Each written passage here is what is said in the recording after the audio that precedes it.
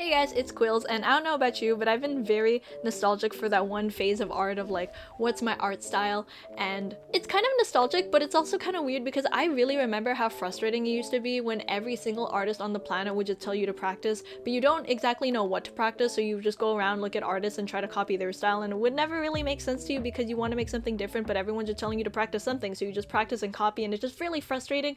So I thought it'd be really nice to actually give you guys a questionnaire of specific art style things that you guys want to maybe strive at, aim for, avoid, practice, focus on, whatever. And I want to make this really clear that you can be lost and confused all you want. I don't know if you can tell, but a lot of artists do kind of fluctuate their art style regarding the project too, so that's something to keep in mind. I just thought this would be really fun to give you guys some fun questionnaires of what you kind of want to aim for if you feel stuck like I did. So let's get started. So for subjects, we're going to start with realism to stylization because I am really tired of people really pushing at artists that they need to study realism first in order to actually get good at art, which I can kind of see the fundamental there, but stylization and realism are completely two different skills, and I don't want people to waste all of their time on one skill when they kind of just want to work on the other, so having to plop yourself where you actually are in art would be really helpful here. So realism, obviously you kind of want to copy and paste what you see and what you are working on, which is a really cool skill and it does take a lot. But stylization is also the whole mental math of what to exaggerate, what to simplify, what to focus on, what to move, that kind of stuff. I think if you're in between, it can kind of go into, I would say, like anime. Now, I'm not saying anime is realistic by any means, but they do use a lot of realistic poses and they do reference a lot of humans, like actual human poses. So, you know, plop yourself where you think you are. If you're something in between or you know an artist that's like kind of in between, you can also aim for there. There's just something to think about because I really don't want people to just tell everyone to just study realism no matter what. That might not be what you want, and that's okay. Another subject that you want to think for is why are you making this art, aka is your artwork made for something other than art? Like, is it instructional or for a reference or for storytelling? Because having that goal in art really changes how you align your art to kind of work with it. Like if you're making it instructional for someone else, you want it to be clear and concise and easy to read, or it's a reference for your audience to kind of show something, kind of knowing why you're making the art can kind of just help in what you need to prioritize, you know? What's your typical subject? Do you like scenery, characters, still lifes, scenes, whatever works for you? Again, I'm not here to tell you what the hell to do. What you like to typically make art of can help you make more art if you like consuming that stuff, because now you know what you really like and you want to aim for and you want to practice and you want to get good at and what you want to look at tutorials for. Again, you do you. One of the things that I really needed to question is what I wanted to complicate or simplify, and the best example that I could think of is anime, where they would like very much complicate the eyes. As you guys could tell, there's like sparkles and shapes and whatever in there, but they simplify the nose and the mouth a lot. So knowing what you kind of want to focus on, aim towards, and then simplifying the rest can do you a good solid. Do you want your piece to fill up the entire canvas? Because fun fact, you don't need to fill up the entire canvas.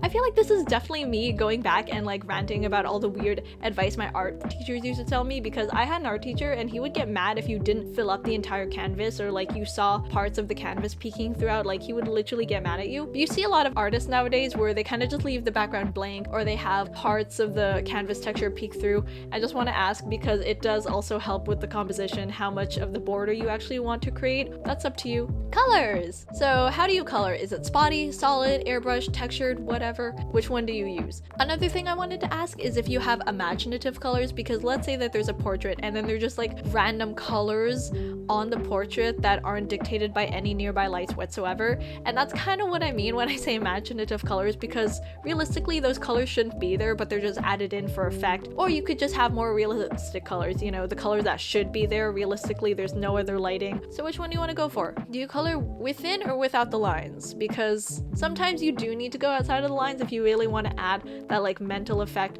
of messiness, or do you just want to stay within the lines if it works for like your art program, or it's just easier for you to think this way? Whatever works for you. Another thing to ask is how many colors do you want to use? Like, do you want to use the entire spectrum? Do you want to use like a selective color palette, or do you want to go full monochromatic? So line art, is there line art or not? Because sometimes you might not need line art, sometimes you would. It just depends on you, because some people I know definitely are frustrated with line art and then some people like make it their day job. So, you know, there's a spectrum. If you want to be an in-between, that's okay too. Whatever whatever works. Are the lines messy or clean? I've seen a lot of people be really frustrated over like having to be very neat and clean with their line art when they honestly don't need to. You just need to learn how to make it messy and fun. Are they exaggerated lines or faint lines? This is definitely a way for people to simplify line art if they don't want to focus on it, and exaggeration in line art could also mean coloring the line art or not coloring the line art, because I've seen a lot of like exaggerated colored line art and that's really cool. Are they broken or full lines?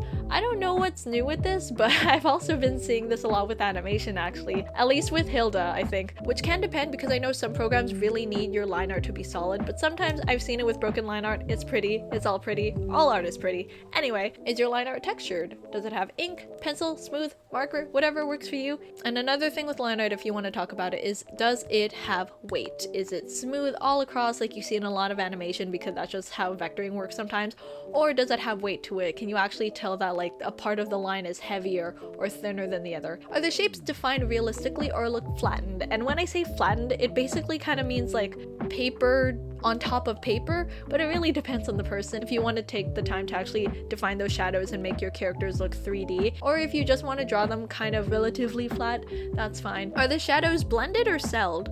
I'm showing you examples of what blended or celled shadows means, aka like the 2D shadow that a lot of cartoons and anime does sometimes versus the blended shadows that you see a lot in illustrations and manga.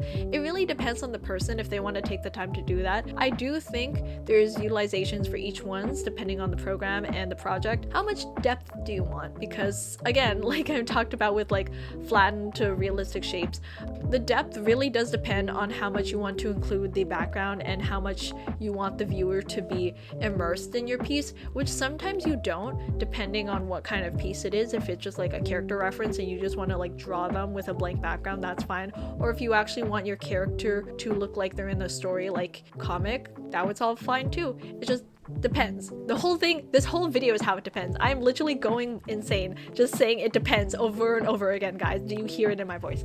Anyway, another thing to talk about in forms is how are they textured, because as you guys can tell, there's a lot of textures in this world, and if you're able to really define them in art, I think that's a really cool skill. If not, that's fine. That's something for you to practice on or work on or ignore if you want. Textures are one of those things that you can definitely simplify if you don't give an F about, which some people don't, and that's cool. So lighting, are the lights dramatic or simple? I feel like you guys already understand what I'm talking about when it comes to really dramatic, piece-driven pieces, or very simplified lighting where you could tell that there's a shadow, but it's not like the focal point of the art, you know? Composition, what is your go-to composition and do you like variety? I'm gonna show on screen a bunch of compositions and you could just like pinpoint which ones you kind of use for depending on what art you use. For a lot of people that I know that want to have a variety of art, they really do practice multiple types of composition, which is fine, but it's just knowing which one is your favorite and ones you kind of want to work on would be a cool thing to learn. Another thing to talk about in composition is if you want it overly detailed or simplified. Like let's say you're doing a manga panel and you want to have a lot of detail in the background that can maybe foreshadow something else, or you want it very simplified. I know I mentioned this earlier when it came to subjects, but I know composition can also play a lot when it comes to details or simplifications. And do you care to direct your viewer? So this works a lot in compositions, especially I've seen with like manga and comics, because one of the key elements that you need to worry about within that creation is taking the time to direct your viewer by like maybe there's a light pointed, or maybe a character is looking at a certain direction, or maybe just the way the panels are aligned, you kind of know what shape your viewer should look at. I don't know, it's kind of like mind reading in a way. Okay, I don't know if you guys can tell how tired I am in this recording, because I have attempted this recording a couple times, I'm not gonna lie. The art process, which is really important to think about, and I think out of everything in this video, this is the topic that I want people to focus on most. What part of your art process do you actually enjoy, and what part do you feel like you speed through? If you take the time to really understand what is making you mad, what's slowing you down, what's breaking your flow state, and simplifying it and or getting rid of it entirely can really make or break your flow from this point on. So just take the time to actually think about what you actually like in art and what you don't like in creation. Do you feel like your sketches get as many ideas out as you can really help if you are very indecisive or you feel like you don't know what you're aiming for yet. Just make your sketches messy, and then just like having executive decisions along the way can really help. I don't know, it helped for me. Hopefully it can help you guys. Can you handle managing multiple layers, or do you need a small amount? I know definitely when it comes to digital art, I've seen a lot of people talk about how they manage layers or that you need a lot of layers entirely, but honestly, I've seen a lot of artists and I've seen a lot of speed paints in my day. You don't need a large amount of layers. It really depends on how your brain works and how well you can manage or maintain. If you want to practice this, you should definitely try to make a piece with as many layers as you can and as little layers as you can, and just see how much you fall in between, you know, spectrum and all that. You're somewhere in there. How many references do you use and how many should you? I feel like I've definitely seen a lot of people where they kind of need more than 2 references and they refuse to do that. So again, as a practice, if you want to create a piece, get as many references as you want and maybe track like how many you actually use, and then I feel like that number is a good mix of how many references you should use. If you look at speed paints or tutorials, which parts do you pay the most attention to? I feel like this is something I focused on when I definitely wanted to improve art, but I didn't know how. There was just a point when I was just looking at speed paints and I caught myself focusing on like one part specifically. So maybe you should too if you realize, oh, I really focus on like line art, so maybe I want to improve my line art, or like, oh, I really want to focus on how they blend these shadows, so I'm going to work on that. It's just one of those subconscious things that if you take the time to actually like step back and look at, you actually know what you want. You just don't really know how to put it down yet, but now you might know. The other easy question are what artists you look up to. As you guys can tell, there's going to be a lot of artists out there in this digital age, and actually looking at all of them in like a huge Pinterest board or like a huge collage can actually tell you what you're aiming for if you just take the time to do it. So maybe you should do that now or later or whenever. Again, I'm not giving you homework. This is a free TED talk, damn it. Another thing that I want to ask in regards to the first question, what frustrates you the most in art, or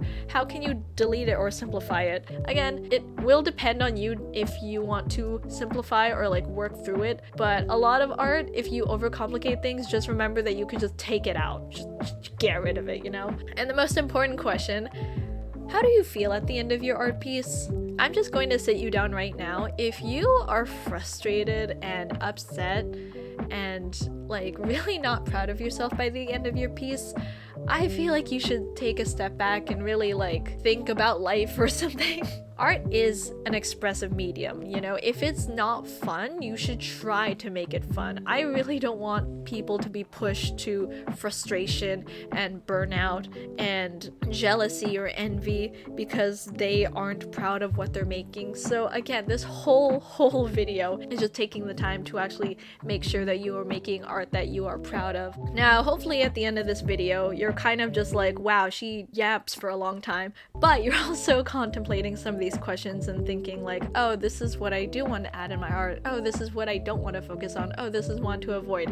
And again, you can tweak and add or like, you know, disregard as many questions as you want, but the ultimate goal is to just give yourself something specific to aim for. You don't have to listen to me. This could just be a yap video in the background if you want, but good luck to all those new artists in the new year. I'm rooting for you.